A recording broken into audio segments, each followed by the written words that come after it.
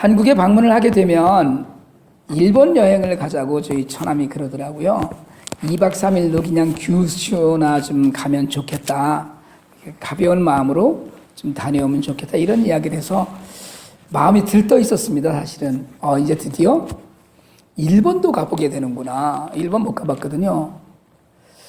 일본을 가게 된다는 생각을 가슴에 품고 막 이렇게 마음이 뛰었는데 4월 14일 날 우리가 처남이 적극 추천했던 규슈에 지진이 난 거예요. 지진이 크게 났습니다. 진도 7.0 이래 갖고요. 한국 뉴스에 제가 생각해 한 2주 동안은 지진 소식만 계속 나는 거예요. 지진만. 그런데 그뿐이 아니고 그 이후에 에콰도르 지진 났죠. 무슨 필리핀 지진 났죠. 멕시코 화산 터졌죠.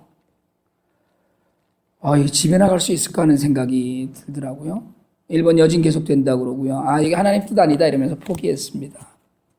근데 일본 못 가본 걸 둘째 치고 정말 마지막 때가 온 것 같다는 생각이 들더라고요. 아주 잠깐이지만 이러다가 집에 갈 수 있을까? 이런 생각이 들었어요. 온통 지진과 화산 폭발 등으로 무슨 불의 골이라는 걸 또 무슨 태평양을 끼고 이런 것들이 그렇게 사람들을 불안하고 여러 가지로 불편하게 했어요. 여러분, 우리가 사는 이 세상은 마지막 때가 분명합니다. 일기나 자연 환경만이 아니라 사회 환경이나 심지어 윤리적인 종말도 이젠 거의 모든 지경에서 사람들은 마지막 때가 됐다 이런 이야기를 합니다. 제가 사실은 아주 어렸을 때 저희 외할머니 등에서부터 그런 이야기를 들었거든요. 아이고 말세야 말세. 이런 이야기를 수십 년 전에도 제가 듣고선 자랐어요. 성경적으로도 사실은 이때는 마지막 때입니다. 부활 승천하신 주님이 다시 오실 날을 기다리는 때거든요. 그래서 사실은 세계 각지에서 일어나는 일들을 눈여겨보면 정말 이러다가 끝날 것 같다는 생각을 지울 수가 없습니다. 주님 오실 날이 가까워졌다는 생각을 늘 합니다. 그러면서도 종말이 오고 주님 오실 날이 가까워졌다는 이야기는 계속 많이 하는데 사실은요, 그런 이야기를 하고 있는 성도인 우리의 삶도 변하지 않습니다. 여러분, 교회도 성도도 주님 오실 날을 기다리는 마음으로 세상을 사는 일에 사실은 우리가 여전히 부족하기만 합니다. 그래서 간혹 어쩌다가 정말 주님 오시면 어쩌지? 하는 그런 걱정이 되는 거예요. 저는 사실은 생각만 해도 대책이 지금 없습니다. 이렇게 그냥 이러다가 주님을 만나면 괜찮을까? 여러분은 지금 주님이 오셔도 괜찮죠? 괜찮으세요? 대답을 한번 해보세요. 괜찮으세요? 아멘. 옆에 한번 물어보실래요? 주님 오셔도 괜찮습니까? 시작. 안 괜찮으신 것 같아요. 여러분, 솔직히 크리스천으로 사는 게 부끄러울 때가 있습니다. 교회 다니는 게 떳떳지 못할 때가 있습니다. 미국 교회도 그렇지만 한국 교회 여러 가지 어려움 때문에 교회 다닌다는 것이 자랑은커녕 솔직하게 그냥 숨기고 싶을 때도 있어요. 심지어 여러분, 직장에 다니는 크리스천들 중에 점심시간에 동료들과 식사를 하면서 식사 기도를 하는 비율이 23%밖에 안 된답니다. 물론 돈이 많은 교회도 부끄럽고요. 목회자 자신이 부끄럽기도 하고요. 심지어는 선교지도 부끄러울 때가 너무나 많습니다. 돈이 너무 많아서 상식적이지 않은 곳에 쓰는 일도 비일비재하고요. 아무리 어려운 형편의 교회들이 훨씬 더 많다고 해도 숫자로는 몇 안 되는 돈 많은 교회들 때문에 교회가 마치 부패의 소굴처럼 전락해버리기도 했습니다. 사실 주님께서 예루살렘에서 마지막 주간에 성전을 정결하게 하실 때도 주목하신 게 돈이었거든요. 돈 때문에 하나님의 전이 더러워졌고 그 때문에 주님 노하셨는데 아직도 뭔가를 쌓아놓고 그걸 즐기고 그것으로 흥청망청하고 덧붙여서 그게 좀 부끄러운 말씀이지만 목사 개인적인 치부에 사용되기도 해서 창피할 정도로 사회의 지탄을 받는 일도 너무나 많이 있습니다.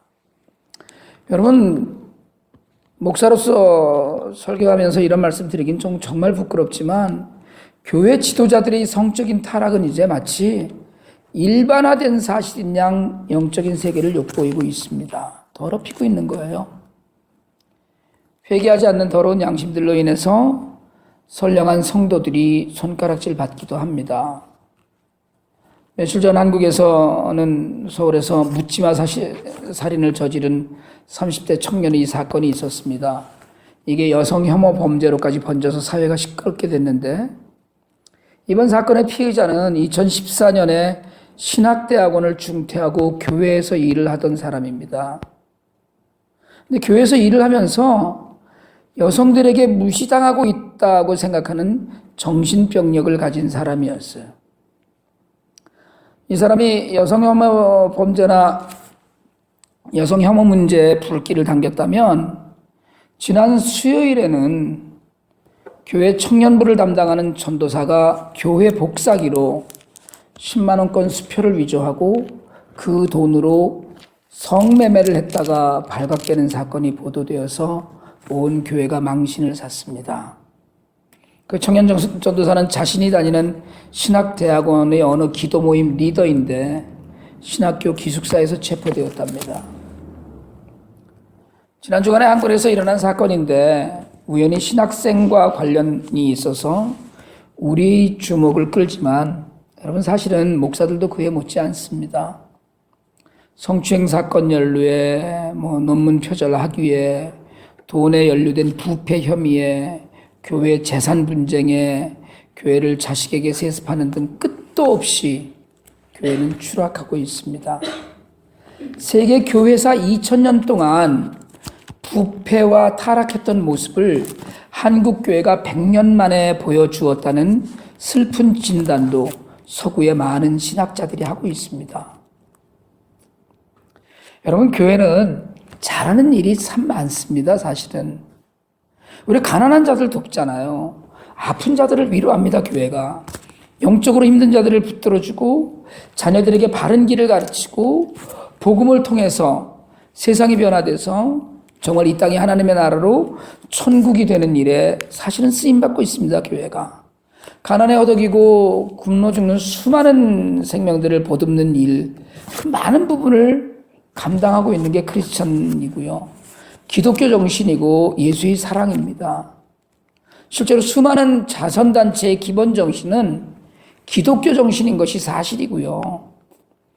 수많은 기부금도 기독교에서 집행되는 것이 많지만 여러분 아무리 선행을 해도 교회의 부패와 타락이 가려지질 않는 거예요.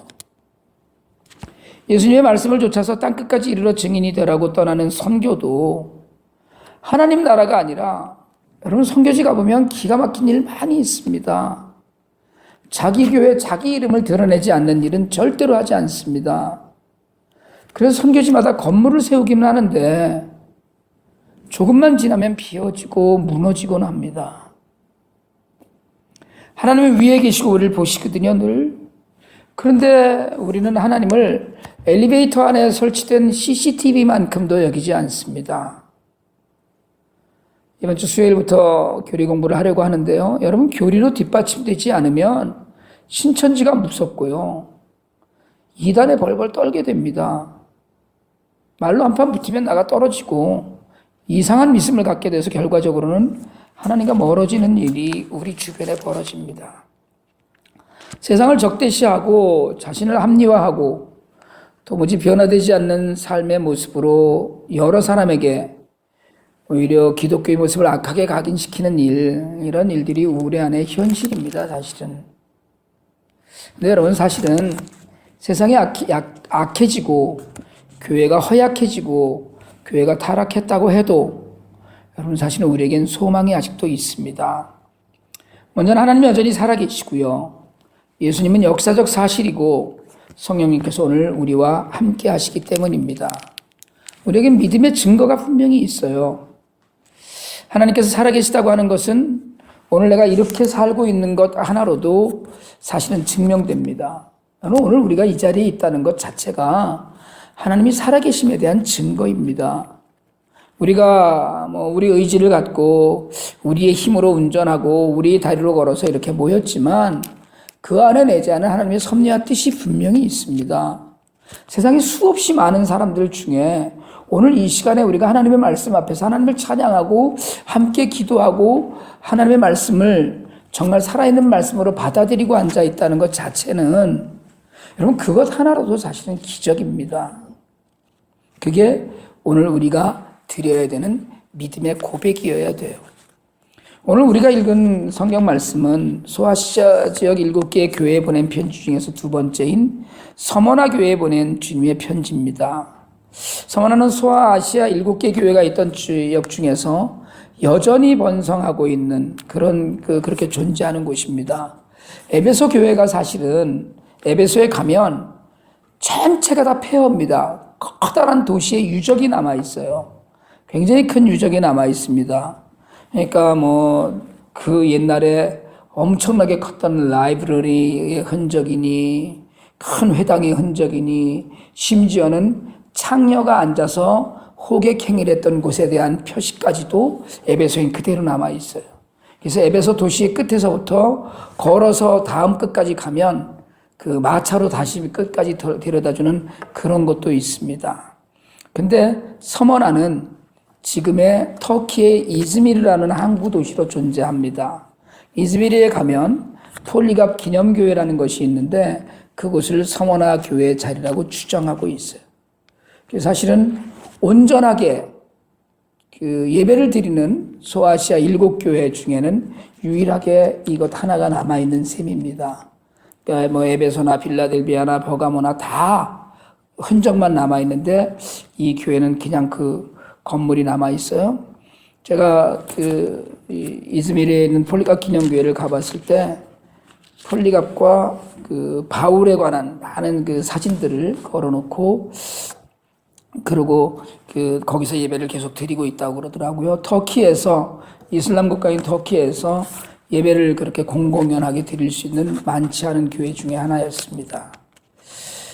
성경상의 이 교회는 크지 않았던 것 같고요. 그럼에도 불구하고 7교회 중에 빌라델비아 교회와 함께 주님으로부터 책망받지 않은 유일한 교회예요. 격려만 받아서 칭찬만 받고. 근데 여러분 성경 본문을 자세히 보면 서머나 교회에 대한 예수님의 칭찬은 연약한 것에 대한 칭찬입니다. 여러분 이게 중요해요. 하나님은 한 번도 큰 것, 높은 것, 화려한 것, 많은 것을 칭찬해 보신 적이 없어요. 하나님은 높은 자리를 귀하게 여겨본 적이 없으시고 많은 사람을 엄청나게 기뻐하신 적이 없으세요. 그런 적 없습니다. 서머나 교회는 모든 것을 갖추고 있었겠지만 그들은 환난과 궁핍에 처했다고 해요. 궁핍이 뭡니까? 궁핍 돈 없는 거예요. 그냥 가난한 거예요. 간단하게 얘기하면 경제적으로 가난한 거예요. 현실이에요, 그게. 근데 이 가난이 어디서 왔냐 하면 환난에서 왔어요. 핍박에서 온 겁니다. 어려운 일 많았습니다. 여러분 유대인들이 많이 살고 있는 가운데 예수를 믿는다고 왕따 당하기도 했을 거고요. 예수 믿는다는 것 때문에 사회 많은 일들 가운데 현실적인 성취가 그러니까 물질적으로 뭘 쌓거나 이러기가 너무 힘들었던 거예요. 그런데 오늘 본문을 보니까 예수님께서는 아신다는 거예요. 어려운 일 아세요.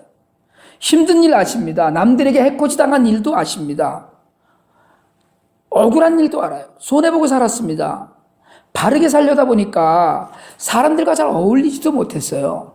부정부패에 뇌물을 주고 받는 일에 가담할 수가 없었습니다. 서머나 교회 교인들이에요. 질펀한 술자리나 정말 음모가 횡행하는 음침한 자리에 동석할 수 없었습니다. 일확천금을 꿈꾼 것도 아니에요. 그냥 성실하게 살았어요. 근데 하나님 그것도 아셨어요. 힘들어서 울었습니다. 그것도 아셔요. 자식이, 가족이, 내 삶이 마음대로 되지 않아요.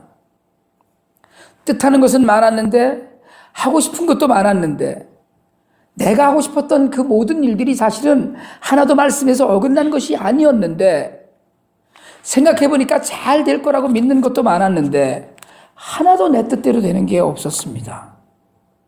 그것도 내가 무능해서가 아니라, 내가 잘못해서가 아니라, 세상이 그렇게 만들었어요. 그게 환난이고, 그게 핍박이에요. 그러다 보니까 돈을 벌 수가 없었습니다. 다른 사람들은 뭘 해도 잘합니다. 끼리끼리 해갖고 자기들끼리 자꾸 불려나가니까 조금만 뭘 투자를 해도 엄청나게 돈을 많이 벌었어요. 그런데 서머나 교회 교인들은 뭘 해도 하는 일마다 어그러졌어요. 하는 일마다 망했습니다. 근데 여러분, 그렇게 지질이 가난하고 사람도 많이 모이지 않고 어렵고 어려웠는데 그걸 주님이 아셨어요. 알고 계신 거예요. 내가 너 어려운 거 다 알아.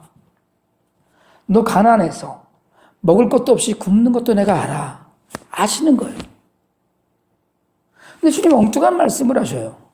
그래도 넌 가난한 게 아니야. 너 아니? 너 사실은 부자야. 여러분, 예수 때문에 손해봤습니다.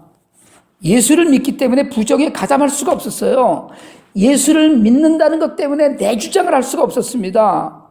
정직하게 살면서 따돌림을 당하다 보니까 돈을 벌 수가 없었어요. 차라리 말씀을 배우지 않았으면 마음대로 살 수 있었을 텐데 예수를 알고 말씀을 배우니까 그게 마음대로 되는 게 아니더라는 거예요. 여러분, 예수를 믿는다고 유대인으로도 살지는 못했어요. 유대인인데 유대인 취급을 받지 못했습니다.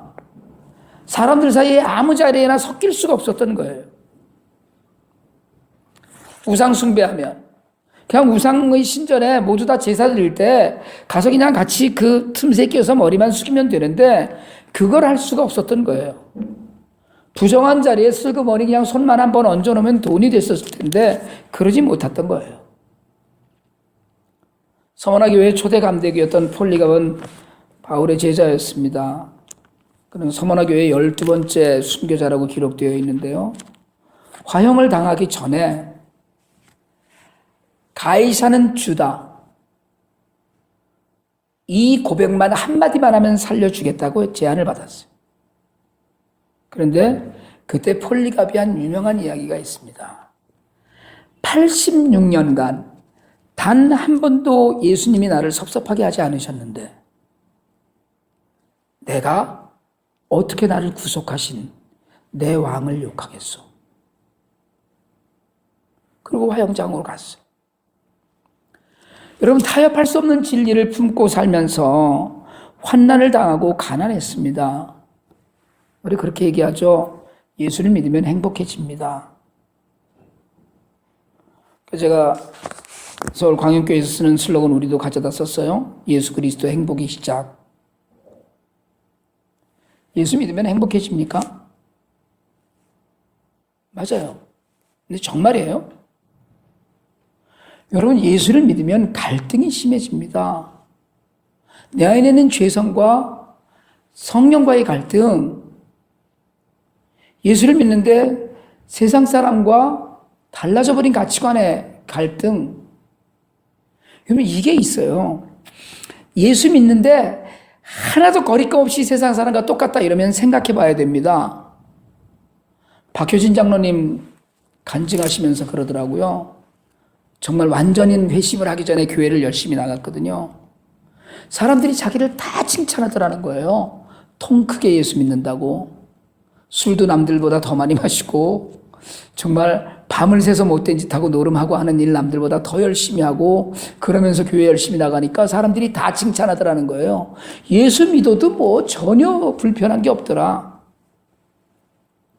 여러분, 만약에 예수를 믿는데 세상 사는데 불편한 게 전혀 없다 이러면 혹시 뭔가 잘못된 거 아닌가 의심을 한번 해봐야 됩니다.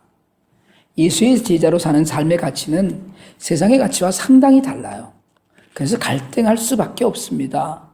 그 단계를 지나서 막 갈등하고 있던 이런 단계를 지나서 진짜 제자로서의 길을 갈 때, 조금 다시 얘기하면 우리 교회 많은 분들처럼 그냥 교회, 집, 직장 이거밖에 아는 게 없는 거예요. 학생들은 교회, 학교, 집 이거밖에 아는 게 없는 거예요. 뭐 이런 정도의 수준에 다 도달을 하면 그러면 정말 비로소 평안이 오고 무슨 일에도 기쁨이 옵니다. 그러니까 환난과 가난 속에서도 믿음을 잃지 않고 사는 서머나 교회 교인들에게 주님 내가 안다고 하셨어요. 그리고 그 교회 교인들 죽을 만큼 힘들고 눈물겹도록 가난한데도 부유하다는 이야기를 들을 만큼 예수를 믿고 누리는 기쁨과 감사가 있던 거예요. 그 안에. 한국에 나갔을 때 어느 가정 신방할 기회가 있었습니다. 식사 대접을 잘 받고 그댁 집사님 손을 잡고선 제 아내가 그냥 그 말 한마디 했어요. 손잡고 힘드시죠? 그랬더니 그 집사님이 그냥 울었어요. 그냥. 그 나름대로 뭐 남부러울 거 없이 하시고 잘 사시는 분인데 그냥 울어요. 힘든 거예요. 왜 그런 일이 없겠어요? 근데 그 말 한마디에 그냥 힘드시죠? 이 말 한마디에 우리가 보기엔 부족할 거 하나도 없을 것 같았던 분이 눈물을 주르륵 흘리는 거예요.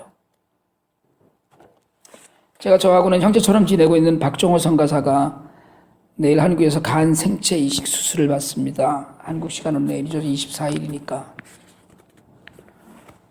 그 등치를 가지고 찬양을 하고 정말 하나님을 우러렀는데 간을 이제 이식받아야 돼요. 저 한국에 나갔을 때 이번에 그 아빠에게 간을 공여해야 되는 작은 딸도 만났습니다. 저희 부부가 참 오랫동안 참 사랑하는 아이예요. 정말 사랑하는 아이였습니다.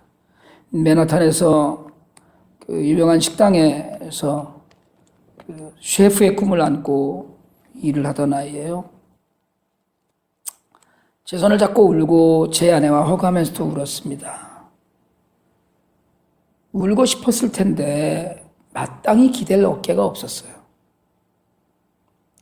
다른 분들 앞에서는 가족 앞에서 울 수가 없으니까 울고 싶었는데 모두 다 알고 있지만 말하고 싶었는데 힘들지 기도하자.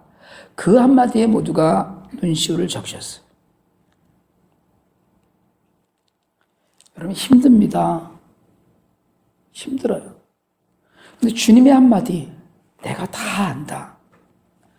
그 말씀 하나로 서머나 교인들은 위로받았어요. 그들에게는 그것이 상이었습니다. 오늘 주님이 우리에게 오셔서 내가 다 안다. 내가 알아 하면서 안아주시면 얼마나 좋을까요? 근데요, 사실 여러분, 우리는 주님이 오시면 껄끄러울 것 같고, 저는 주님이 다 안다고 하시면 큰일 나는 삶을 살지는 않나 생각을 해요. 제가 늘 그런 말씀 드리지만 저는 하나님께 성질 좀 부리고 살고 싶거든요. 나 다 했다는 거예요. 다 했잖아요. 뭐 이렇게 하고 하나님 앞에서 정말 성질 좀 부리고 살고 싶어요. 그게 꿈이에요. 그런데 오늘 이 말씀이 제게 큰 부담입니다. 내가 안다. 아시면 안 되는데, 아시면 큰일 나는데 이러고 있는 거예요. 뭘 좀 해보고 싶은데 주님이 아시면 혼날까 봐 머뭇거리는 일이 믿는 사람들에게 있습니다. 머뭇거리면 그냥 그나마 괜찮아요. 아예 주님을 싹 무시하고 그냥 저질러요. 그러다 보면 여러분 칭찬받을 일이 없어집니다. 서머나 교회를 향한 주님의 칭찬을 읽으면서 주님은 다 알고 계신다고 믿지만 여러분 솔직히 서머나 교회의 교인들에게 책망할 일이 없었겠습니까? 아마 이렇게 저렇게 흠잡으면 흠잡을 일이 없었겠어요? 전 아니라고 생각합니다. 서머나 교회도 사람이 모이는 교회였어요. 분명히 있습니다. 흠이 있습니다. 그러나 주님은 칭찬만 하셔요. 그런데 여러분, 어려운 일이 그래도 또 있을 거라는 거예요. 이게 문제예요. 그렇게 칭찬받았는데도 또 어려운 일이 생길 거라는 겁니다. 지금도 핍박을 받고 가난하게 사는데 장차 받을 고난이 또 있어요. 그래서 주님 오늘 이야기하셔요. 두려워하지 말아라.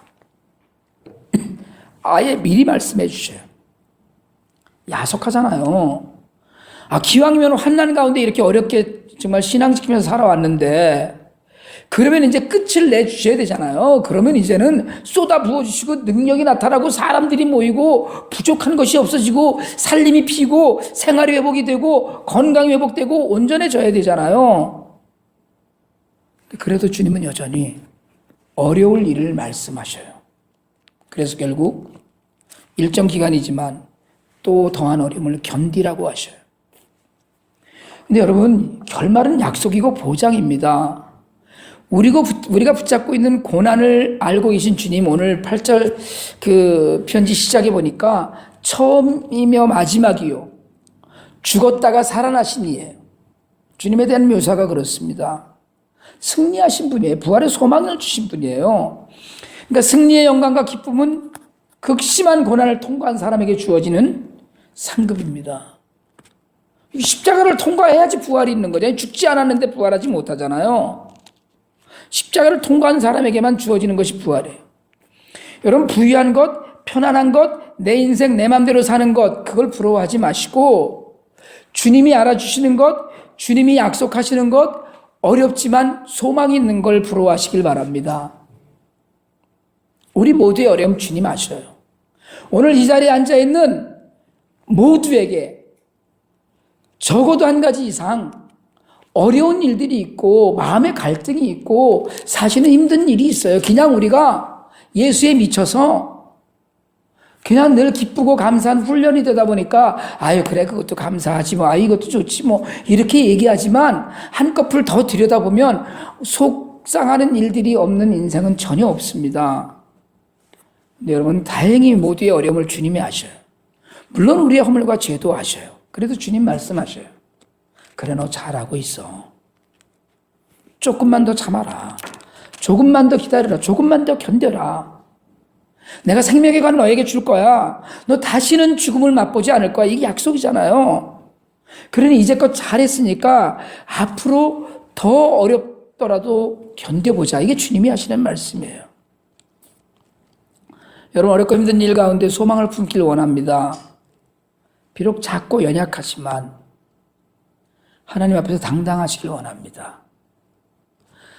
우리가 부족하고 우리가 연약하고 우리가 없는 것 때문에 하나님 앞에 당당할 수 있어요.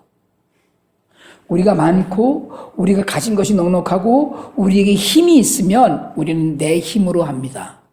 하나님 그걸 원하지 않으셔요. 비록 작고 연약하지만 하나님 앞에서 당당하고 비록 어려움이 눈앞에 보이기도 하지만 담대하시길 바랍니다. 옆에 분들한테 마지막으로 인사 한 번 더 하실래요? 당당하게 삽시다. 그러면 지금은 우리가 참 아무것도 아닌 것처럼 보잘것없는 것처럼 보여도 처음이요 마지막이고 온 우주의 주인이신 주님, 부활하신 주님이 나를 보고 계셔요. 약속하고 계셔요. 여러분, 이 약속을 붙들고 당당하고 담대하게 믿음을 붙들고 나아가는 저와 여러분이 되기를 주님의 이름으로 축원합니다.